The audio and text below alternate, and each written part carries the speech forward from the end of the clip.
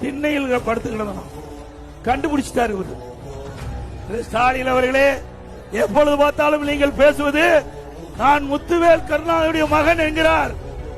முத்துவேல் கருணாநிதி திருட்டு ரயில் வந்தார். எங்களுக்கு சொல்ல தெரியாதா?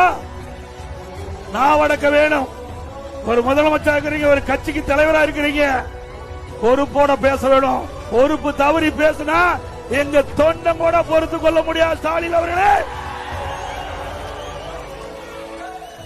திருட்டு ரயில் ஏறி வந்தவர்களுக்கு உங்களுக்கு இவ்வளவு யதார்த்தம்னா,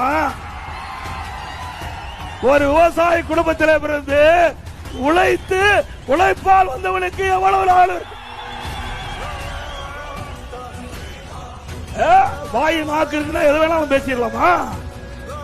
எங்களுக்கு பேச தெரியாதா? எங்களுக்கு நாக்கு இல்லையா? ஸ்டாலின் அவர்களே, நாவடக்கம் தேவை.